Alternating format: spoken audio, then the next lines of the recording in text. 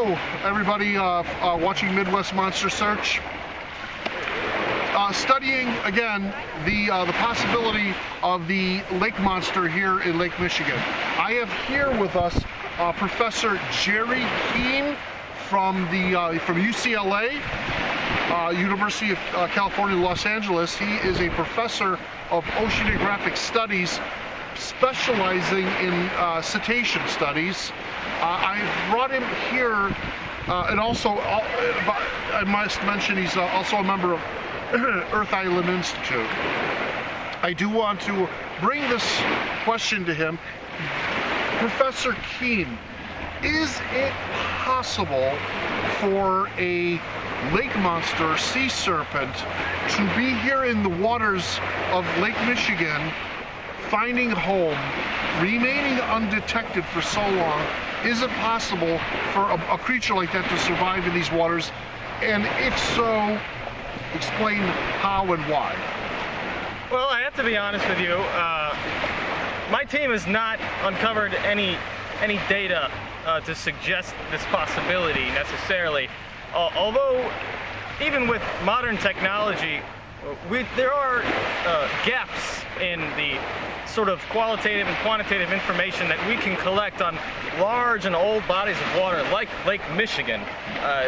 The sheer size and depth of the body of water here is it's magnanimous, and as accurate as my team and I feel we have been with our studies in the Atlantic and the Pacific, and with Lake Michigan and other bodies of water, Superior, there is, I would say, the possibility that large, very complex life could reside at the very base levels of bodies of water like this, dormant and undetected as a result of being in a state of perhaps hibernation, where they don't emit any kind of electromagnetic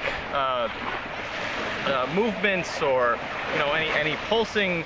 If a creature were to reside in a body of water like Lake Michigan, it would most likely be dormant, and would have been dormant for thousands of years, and because of that it would be undetectable to the technology that we have now, which generally monitors very active creatures in large bodies of water like this. So although I would err on the skeptical side of it, as we don't have the data to suggest this possibility, we also do not have any data necessarily to refute it at this time.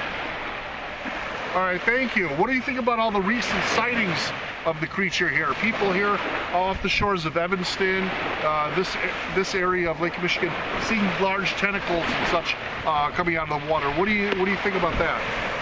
Well, I'm not necessarily an expert in any kind of social media, or necessarily demographical studies of kind of the hype and the excitement that urban communities can have around these sort of mythological stories and things. But I cannot refute the possibility of